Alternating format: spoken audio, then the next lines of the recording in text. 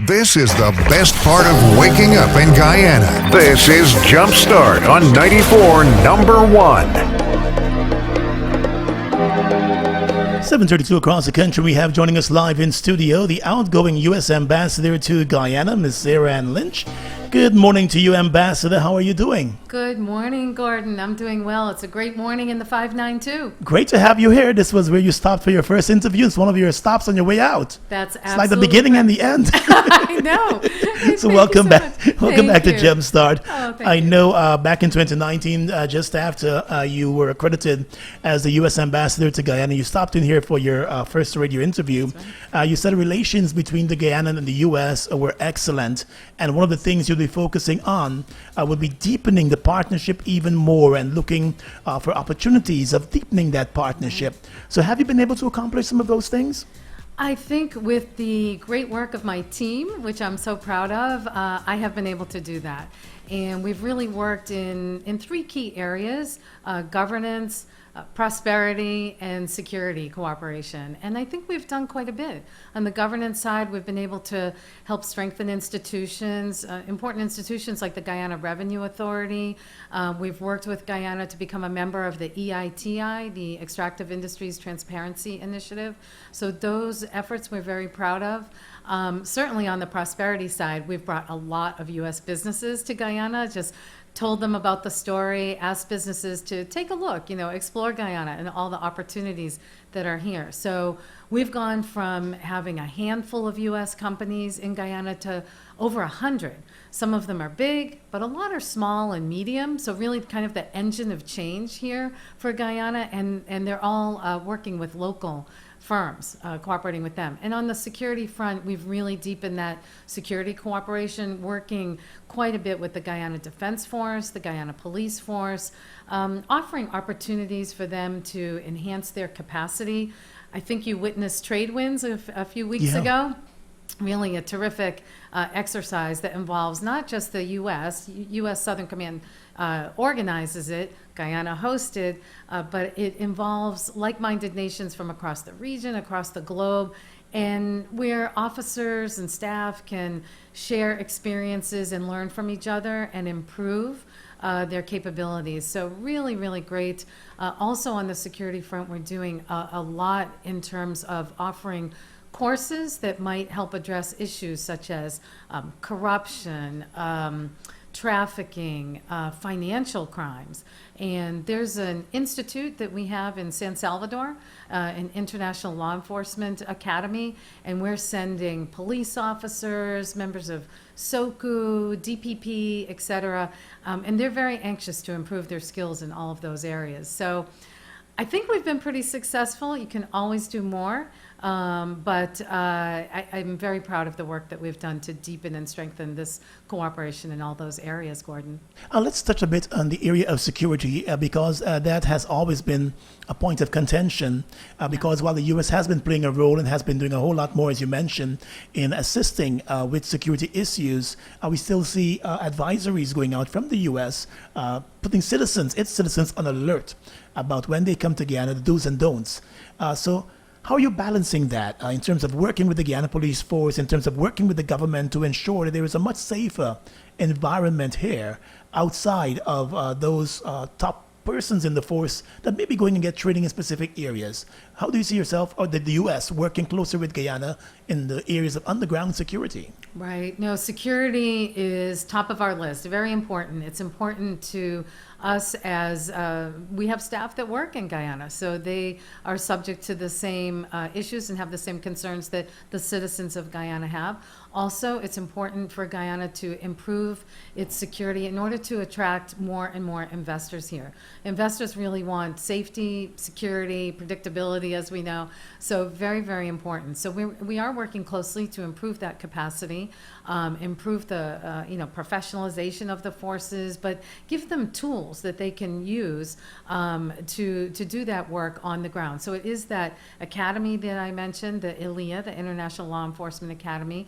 There are also programs that we have recently launched, one with the Guyana Police Force to help sensitize officers to work with marginalized communities, such as the migrant community, such as women, LGBT community, to help them work with those communities in a more sensitive way, to listen to what their issues are, improve the security for them.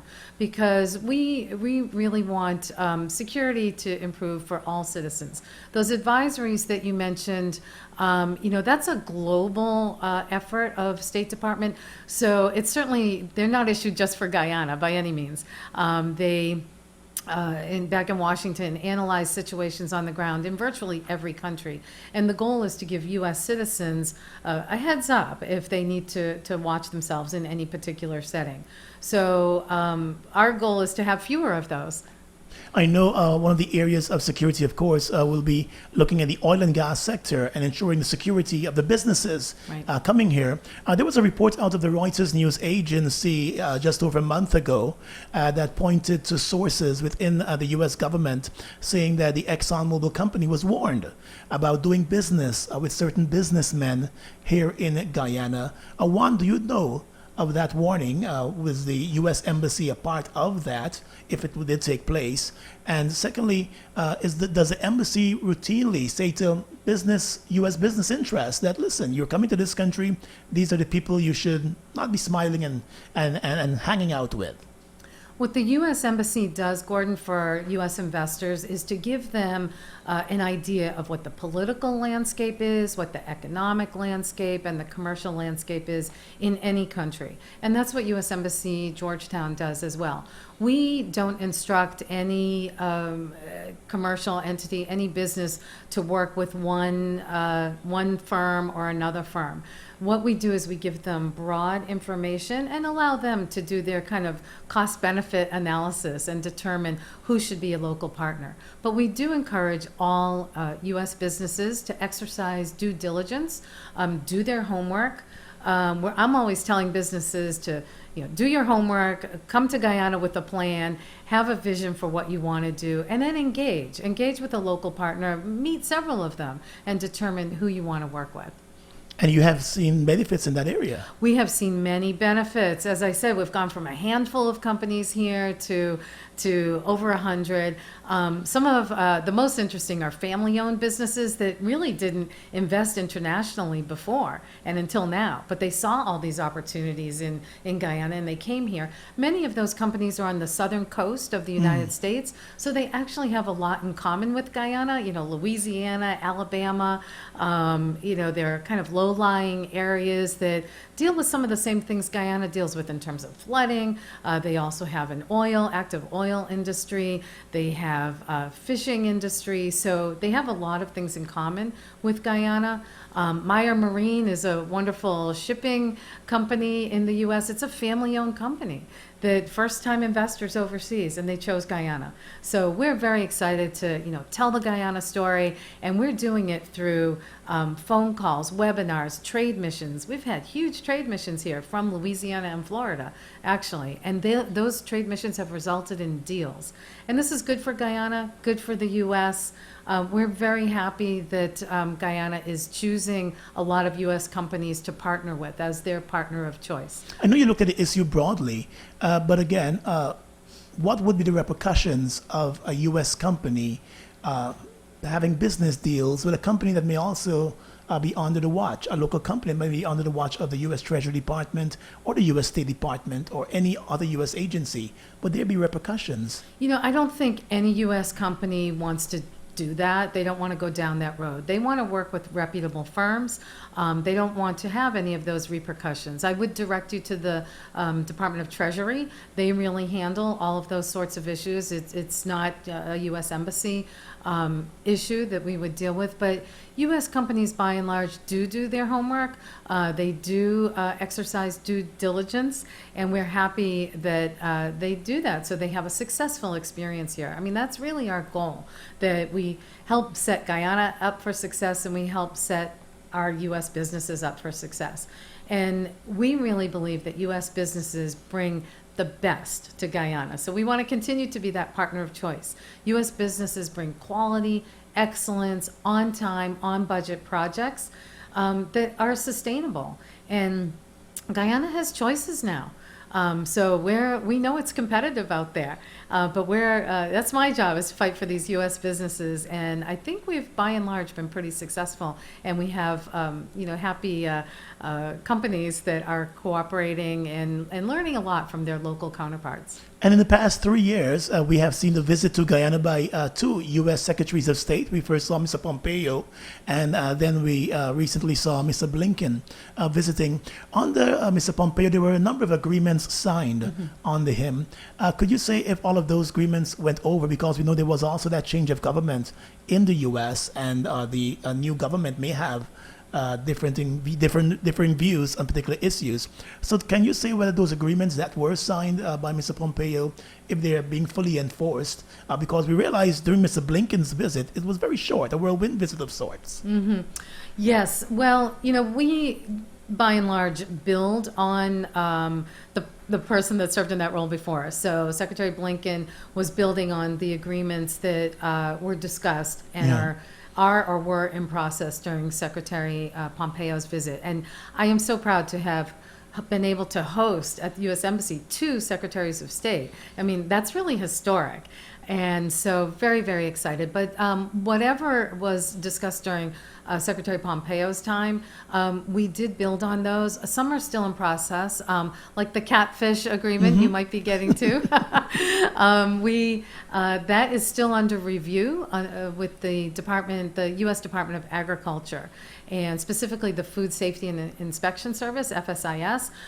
What we've been able to do at Embassy Georgetown is be able to put them, FSIS and the appropriate counterpart here in Guyana, in a dialogue so they can get the right paperwork across the finish line. So, but these things take some time. There was a military agreement that was signed, the shipwriter agreement, that's in play as well. So all of those things, nothing fell through the cracks at all. So we're very proud of that. And Secretary Blinken's trip, while short, he was also able to attend the CARICOM meeting. So he saw a lot of Guyanese senior leadership in Trinidad as well as here in Guyana. And I'm just so proud that he came here and had a very substantive meeting with Guyanese leadership. As well, he met with the opposition. So we feel that that's important to show that Embassy Georgetown is working very closely with opposition leadership as well.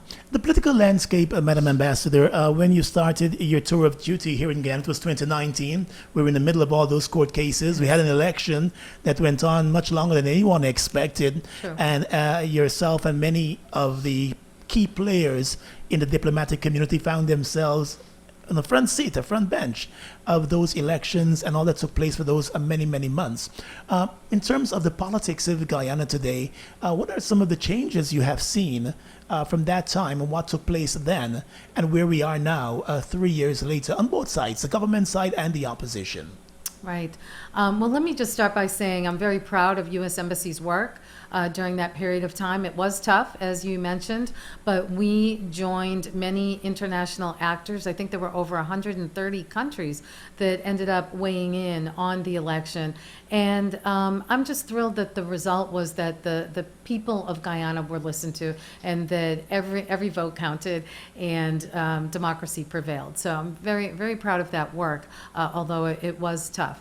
I think now there is an effort to increase dialogue between different parties, whether they be smaller parties or big parties. And there's an effort to, on all sides, talk about inclusion. This is a very transformative time for Guyana.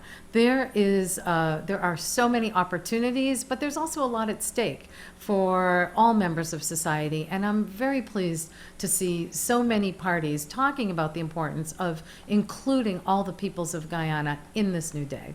But many of them are talking. They're not talking to each other. They may be talking about each other. So do you see a role for the U.S.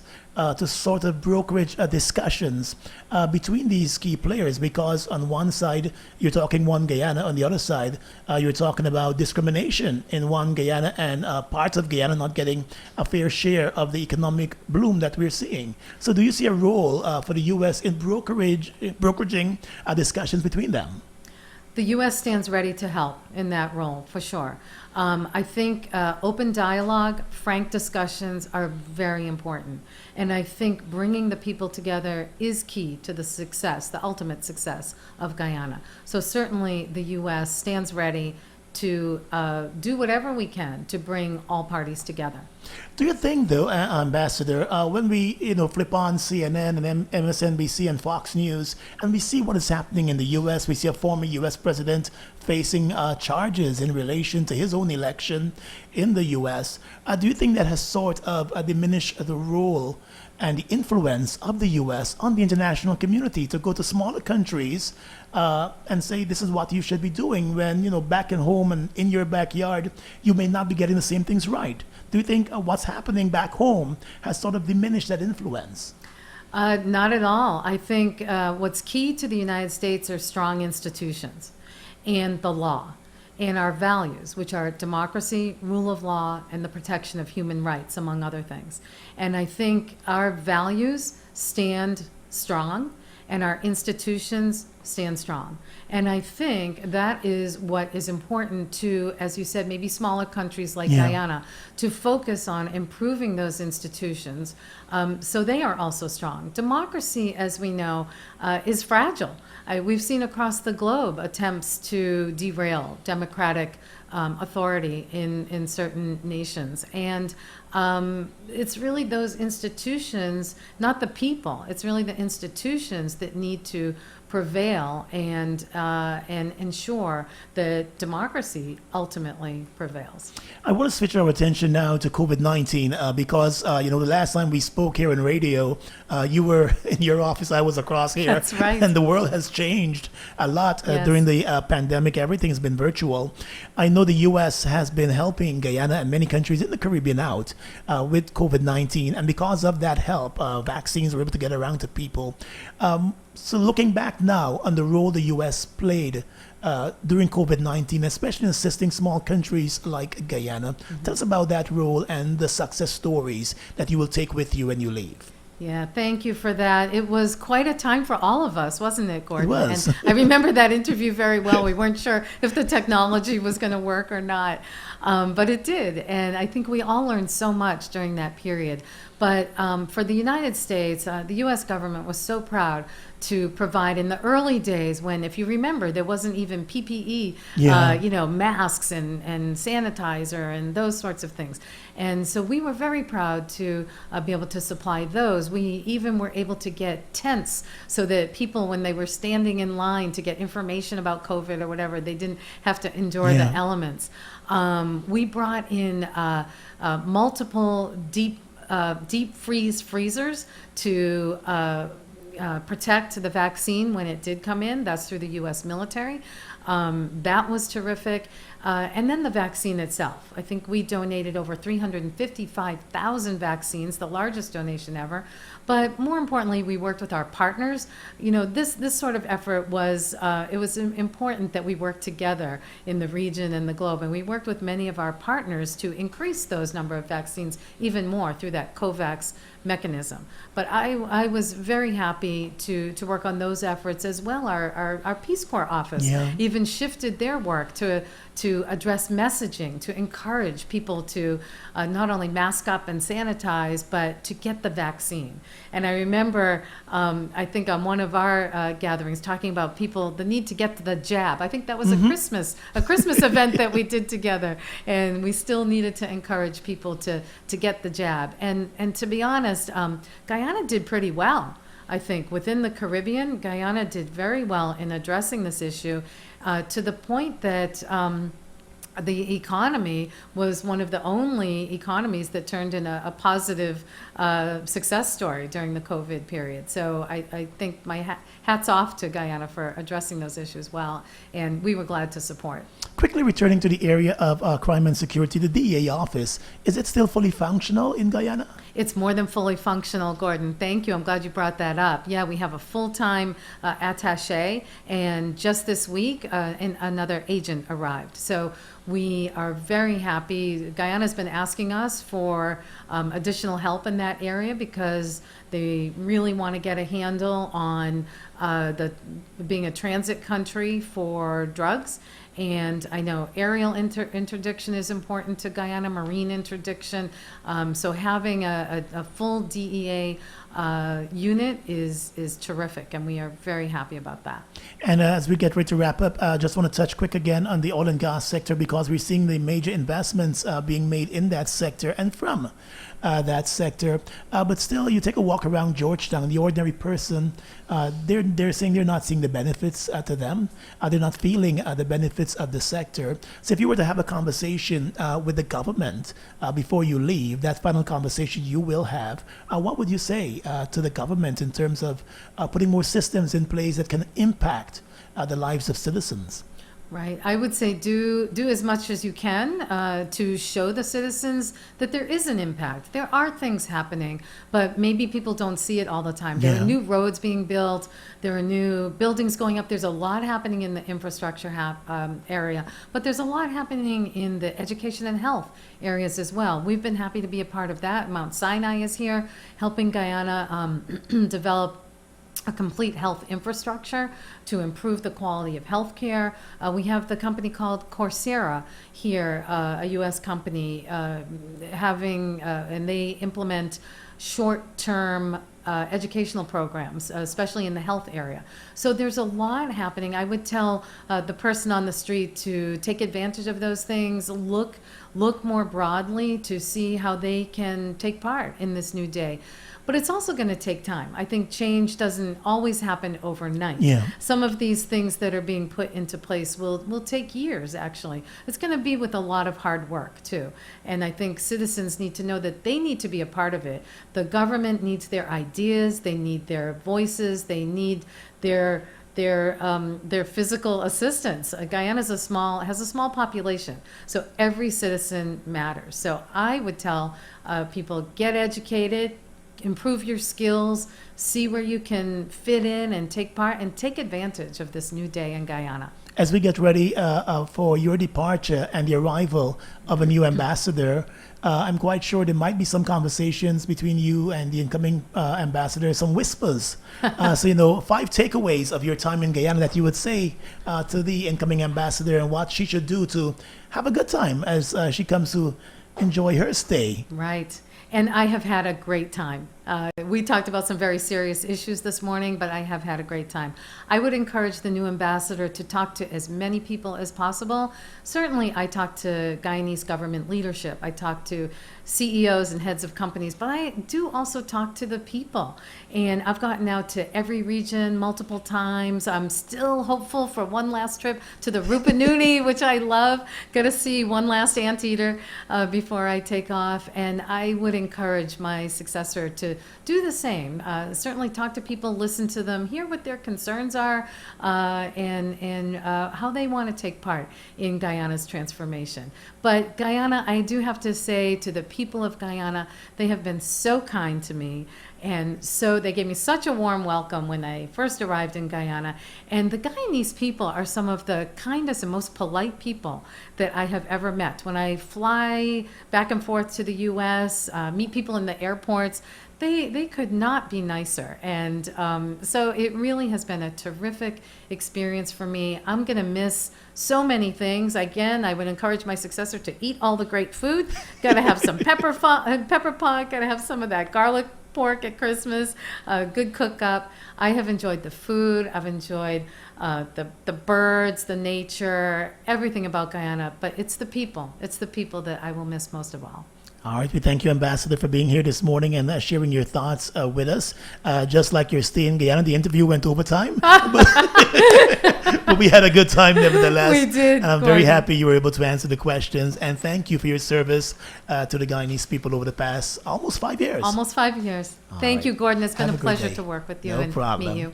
Thank you so much. Take Ambassador care. Sarah Ann Lynch, the outgoing ambassador of the United States. Here on 94.1 Jumpstart. Time check for you, 7:58.